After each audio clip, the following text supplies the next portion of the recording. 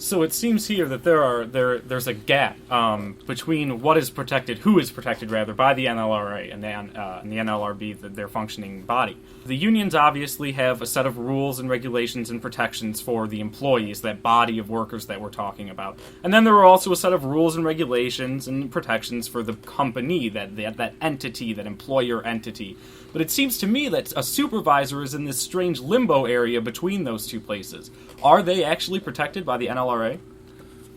Well, a supervisor, a true supervisor, is not protected under the National Labor Relations Act. Only if, say for instance, the company asks that supervisor to break the law. Then, in some circumstances, they could be protected under the National Labor Relations Act. But normally, no, they are not protected under the National Labor Relations Act. In fact, they have to be true to the company. And in fact, even say for instance, a supervisor was sympathetic to the union organizing campaign, and if they try to help that union organize against the will of the company, they could put the whole company in jeopardy by talking to them about who is supportive and who is not supportive, even if their ultimate goal is to help the union organize those workers. The union could still file a charge against the company because of that communication between the supervisor and the employees. Even if his goal is to help them, it could devastate a company, and they could find themselves in a lot of trouble.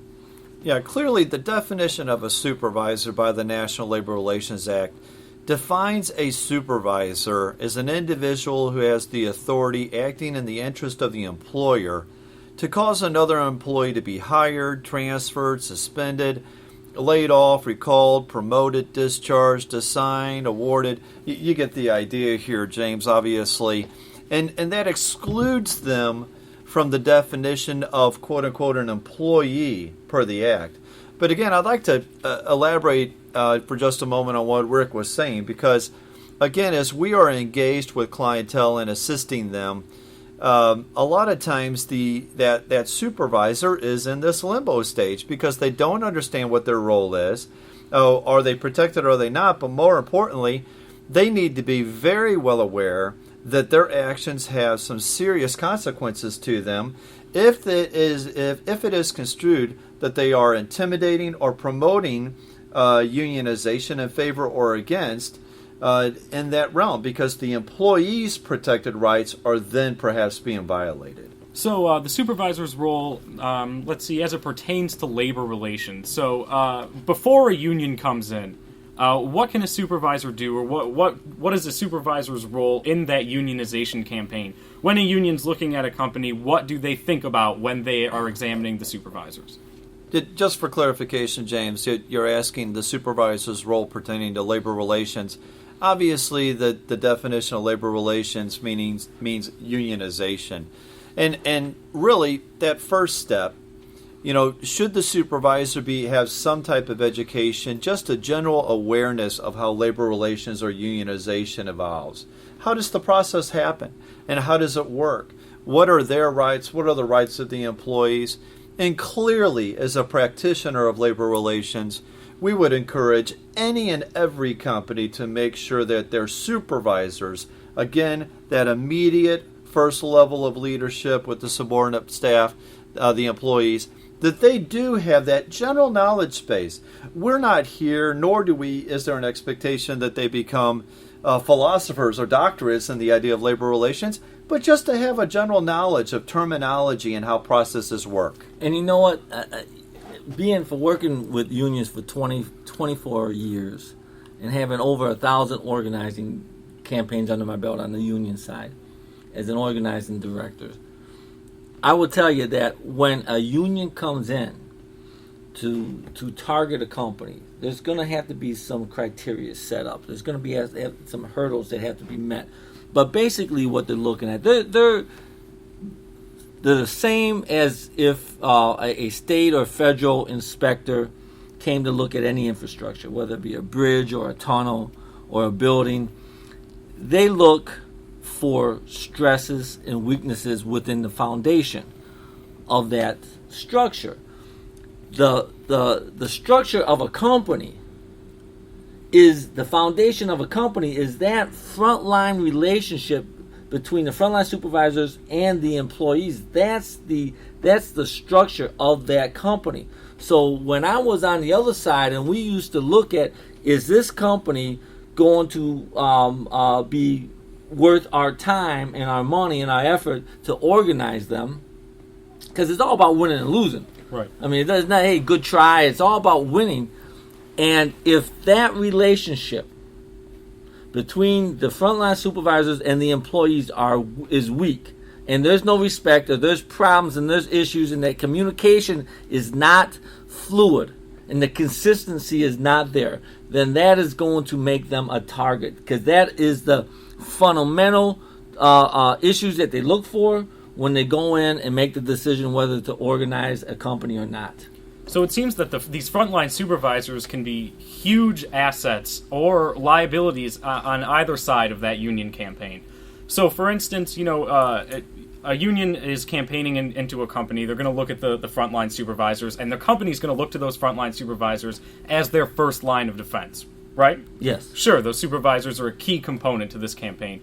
So what could from a company's standpoint, what are the main operations of a frontline supervisor in fighting off that union or winning that campaign for the company instead of the union? Well, if you look at it, James, in phases, and let's take the first phase as card mitigation.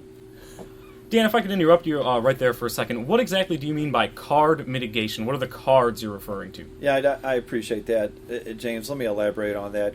What I mean by card mitigation is the formal process by the National Labor Relations Act where the union must obtain interest from the employees, and that obtaining the interest is actually gained by a collection of authorization cards or signatures from the employees authorizing that, yes, they do have interest to be represented by the union. That's what I refer to as card mitigation. And clearly the supervisor, as that guard and the first line of defense, they must be able to maintain an awareness to what's that card look like. You don't want them to be blind and deaf to the situation. You want them to be well versed. Again, just to have that understanding to witness it, identify it, and know how to react. So, our methodology and what we wish to encourage our clients to do is to offer that necessary education to the supervisors so they do understand that card mitigation process. And you know what? That's why it's so important for a company to get ahead of the curve. I mean, we're talking about, yes, given the training and the education, but once there is union activity, then it's a whole different ball game. If the frontline supervisors for many companies are just that. They're the first line of defense for the company. If there's union activity, if there's issues going on, they know about it. The smart company, and if they give training prior to any union activity being there and establish that trust and that relationship with their employees, you're going to even have a better front line of defense, because it won't be just your frontline supervisors, it's going to be your employees themselves. And also, James, let me add to that. I know that Rick and I, in working in this environment for years, we both would agree nothing will inoculate you from a union attempt. Nothing can completely insulate you from the outside interests wanting to come in and be a part of your structure. However, what you can do is somewhat have that barrier to try to suppress them to the best that you can. Because it ultimately is the more success that the company has, clearly the union wants to be able to jump on that coattail. Right, Dan. But once again, unions are like water flowing downhill. They're going to take the least restrictive or a path.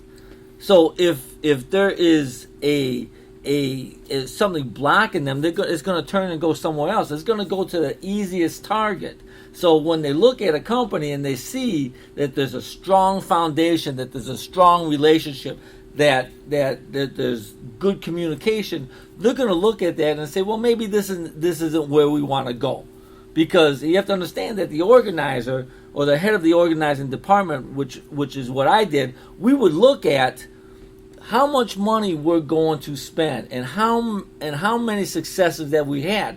At the end of the quarter, we would be in a big room with Nationwide, and they would be looking at our successes, how much money we spent per win. So our goal, if you want to further your career within the union infrastructure, your goal had to be as few organizing elections with as many wins. So if you see that it's not going to be a winner, it's not going to benefit you to say, okay, well, we tried or we did an attempt. It's not about that trying. It's all about dollars and cents.